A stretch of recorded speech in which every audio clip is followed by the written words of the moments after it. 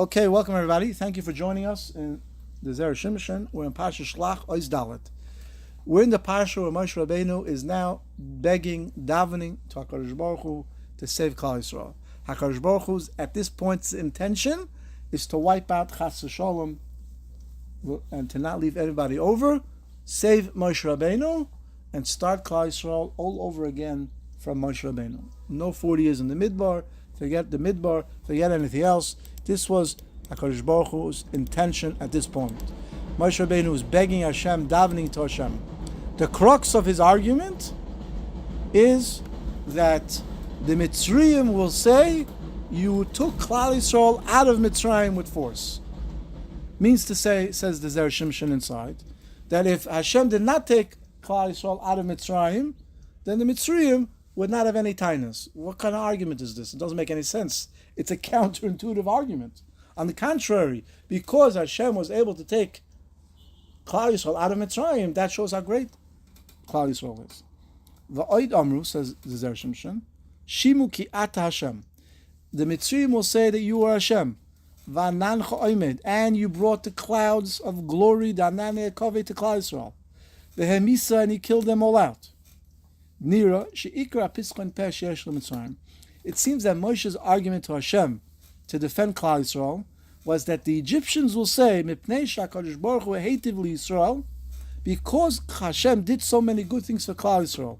He brought in the man, he rested the Shechina, he helped them build the Mishkan, he brought down Ani Yakoved. L'chein, because of all those good things, mi bilti yecholes Hashem. Hashem chas v'sholom is unable to bring Klal Yisrael into Eretz Yisrael. That was Moshe Rabbeinu's argument.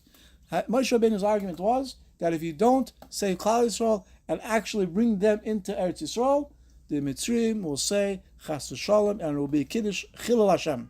Why? Because you took Klal Yisrael out of Mitzrayim with force. That doesn't make any sense, says the Zera Shimshon. So the Zera Shimshon now is going to delve deeply into what exactly was the conversation between Moshe Rabbeinu and HaKadosh Baruch Hu, and how Moshe Rabbeinu brilliantly defended Klal Yisrael like no one else. Moshe Rabbeinu says to HaKadosh Baruch Hu, you took us out of Mitzrayim, and you really shortened the time that we were supposed to be there. We were supposed to really be in Mitzrayim for 400 years. All different terutzim, but we weren't there for 400 years. We were there for approximately 280. A lot of different reasons why, but at the end of the day, we weren't there for 400 years, which is what you told Avraham Avinu where we were going to be. V'shaloi b'haskamas ha-Mitzrayim. Shaloi b'rtzon ha-Mitzrayim. The Mitzrayim didn't agree to that. Now, it doesn't literally mean the actual Egyptians. It means they're Malachim and Shemayim. The Malachim and Shemayim told HaKadosh Baruch Hu, how could you take them out early? You decreed that they will be in Egypt for 400 years. Hashem said, I don't care. This is what I want to do. They didn't agree. V'shamu Mitzrayim, ki alisa v'koichacha, shaloi b'zmanam. So now what Moshe Rabbeinu is telling Hashem is the Egyptians are going to say, oh, you know why you can't bring them into Eretz Yisrael? Because like we told you, it's not their time to go into Eretz Yisrael. You were supposed to keep them in Egypt, in Mitzrayim, for 400 years. HaKadosh Baruch Hu, you took them out early, 120 years early, when you more than, and now you understand why you can't bring them to Eretz Yisrael. So it's going to be a Chil Hashem. Now we know that HaKadosh Baruch Hu obviously is cheshbonis, and even if it's taka true that it should have been 400 years, Hashem can do what He wants. But the Egyptians are not going to say that. The Egyptians are going to say you forcibly removed Klal Yisrael from Mitzrayim early, and now when you get to Eretz Yisrael, you can't bring them in because they're not supposed to be in Eretz Yisrael for another 120 years. V'shom Mitzrayim ki alisa b'koichacha shelo b'zman v'amru el yoshev aretz hazois dafka b'pnei she'adayin lo over hazman. Since the time did not yet pass, Einam Yecholim Lav Eretz Yisrael. V'harai Shati Yisrael Hem Tovim Tzadikim, and it's not because they're Rishoyim, because you see that you did good for them. Moshe Rabbeinu said to preempt what the Mitzrayim may say is that the reason that you're not bringing them to Eretz Yisrael is not because they're Rishoyim, because if they're Rishoyim, the Mishkan wouldn't have been built, the Ani Yakoved wouldn't have been there. So the only reason that they can't go into Eretz Yisrael is because Chas v'Shalom mi bilti yecholes Hashem. Hashem cannot bring them in because the time for them to go into Yisrael did not come in. And Moshe Rabbeinu was telling HaKadosh Baruch Hu, if you do not bring Klal Yisrael into Mitzrayim, it will be a tremendous chilul Hashem. We're Parakeh de Brachas, Mibilti Yicheles Hashem, Yochel Hashem Yiboilei, Amar Rebbe Lazar, Amar Moshe, Achshav Yomu Toshash Koicha Kenekeva. The Gemara says that Moshe Rabbeinu told Hashem, your koyach will become weakened like a nekeva. The Eino Yochel Atzilon, and he will not be able to save them. Amar HaKadosh Baruch Hu, what does it mean that my strength will become weakened, Chas V'Shalom? Did they not see the great miracles that I did in the Yamsuf? So Moshe said, yeah. Moshe Rabbeinu said, yeah, to fight against one king, no, Hashem can do it. You can't bring them into Eretz Yisrael because you can't fight, Chas V'Shalom, against 31 kings. That is the back and forth that the Gemara quotes that Moshe Rabbeinu had with Hashem. So right now, there seems to be that Moshe Rabbeinu's argument was twofold. Number one is that the Mitzrayim will say that you took Klal Yisrael out by force before its time, and now you can't bring them into Eretz Yisrael because it's not its time yet. Chas v'shalom, you should have listened to us, the Malachim of the Mitzrayim say. And number two, Moshe Rabbeinu said, is that you become weakened like a nekeva. We'll see exactly what that means, right? It's a halachic thing. And for one king you could fight. For 31 kings of Eretz Yisrael you can't fight. V'kasha. So the Zera Shimshon says, why did Hashem tell Moshe Rabbeinu, what about the Nisim and the Yamsuf? Hashem forgot about the Eser Makos? Why didn't Hashem tell Moshe Rabbeinu the Eser Makos? Because lama nakat nisim shaslam biyam, v'lo had nisim shel Yitzias Mitzrayim. And what about Yitzias Mitzrayim? The leaving of Mitzrayim was the greatest miracle of all, more than the Yamsuf, more than the 10 Makkos. So why did Moshe Rabbeinu say that? Mikol shekain lefi Pirush Rashi ki hoytze Hashem yisrael mitzrayim zu gedol mikulam. V'chein hakasav armer oy hinasal kim lovay lekachas goy mikerev goy. Very good. V'oy kashad lehavi le'lemeimer el ha'umas toshish koicha v'suloi. The Zera Shimshon is bothered. Why was the purpose of Moshe Rabbeinu adding that you become weak like a nekeva, like a female? What does the female have to do with anything? Say you'll become weak. Men also become weak. Why bedafka nekeva? Again, like I said, this is not a liberal thing. It's a halachic thing, which we'll see an unbelievable thing that Moshe Rabbeinu said. Yishloimar the kavanas Moshe Hoysa shu'umas yom shakadosh baruch hu einu yochel lasis davar hefach from Moshe goes on bezin shalom. We know that HaKadosh Baruch Hu set up the world in a specific way, and just like a king in this world sets up a court system, and the court decides the rules, and right, and the rules are what the rules are, because otherwise the country cannot function. So too, Kaviyochel Hashem created a Bezdin, and that's how Hashem decides based on what Bezdin paskins. For example, a person down a specific thing. Hashem wants to give this person this specific request. Bezdin says no, he doesn't deserve it. Now, it's not that Chas v'Shalom Hashem can't do it, but the way Hashem set up the world of justice, mishpat, and tzedakah, right? Hashem can't give it to you. So what does Hashem do? So there's two answers. Hashem will send the individual a test to do a certain mitzvah, which is exceedingly hard, or not to do a certain avera. And by overcoming that nisoyon, Hashem says he's not the same person that you thought he was. He's now a new person. Reuven is not the same Reuven. Reuven is a new Reuven. And therefore you have to give him. The other thing, you have to give him what he wants. The other way is tefillah. Hashem set up the world that we get what we want through tefillah.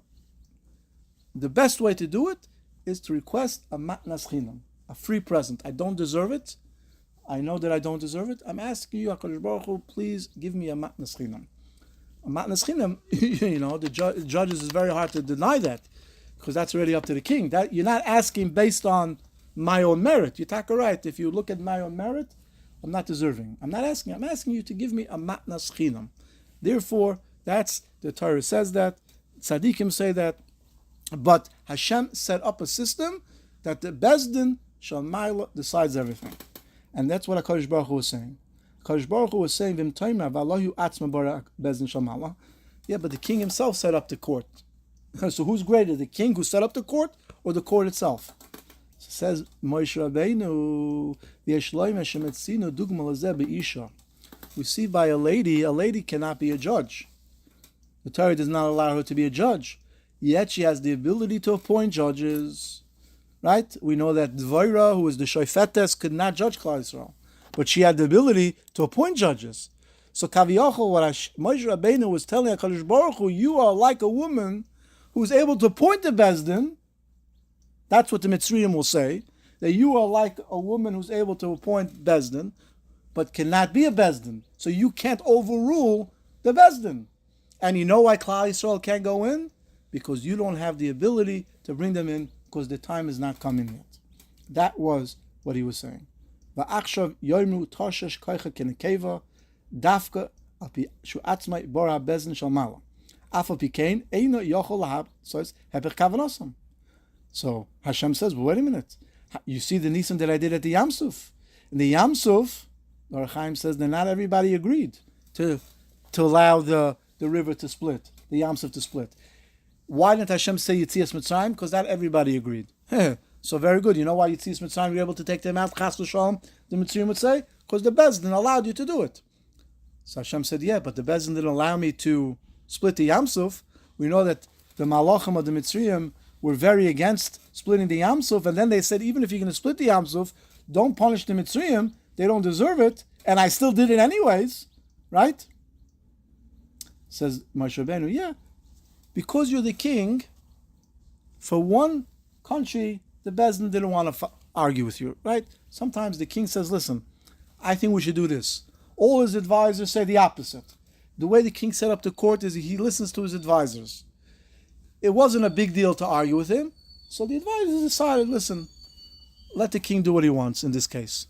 That was with Mitzrayim, says the Zera Shimshon. The Yitaka right, the Bezdin Shalmala did not want you to kill out the Egyptians by the Yam Suf. But for one king, they were going to make a big deal out of it. But now you want to attack 31 kings? That Bezdin is not going to allow you to do. So the Egyptians are going to say that HaKadosh Baruch Hu, you created the Bezdin, but you don't have the ability to overcome them. Chas v'sholom, you're not the Melech Malchei Hamlochim. You're not the Adon HaKol. Because the king can do whatever he wants. We know that a king who's going down the road, if he says, I don't want to make a circle to get to the other side, he could just cut right across. He breaks people's houses. Melech Paretz Geder. He can do what he wants. He's the king. But you, Hashem, Chas v'shalom, can't do it. Because the Bezdin Shalmala doesn't allow you to do it. And therefore, if you don't save Klal Yisrael, the Egyptians, the Umas of the Olam are going to say, Hashem is unable to do it. He took them out early. Chas v'shalom, he shouldn't have taken them out. He should have listened to us. And you see, he can't bring them in. And even if he's going to bring them in, the Bezdin Shalmala doesn't let him bring him in. So Moshe Rabbeinu said, look what's going to happen. It's going to be a tremendous chil Hashem. Hashem said, Emes, salachti kidvarecha. Now it's true that there was punishments, and the door that was in the Mitzrayim, that came out of Mitzrayim, they from 20 to 60 didn't come out.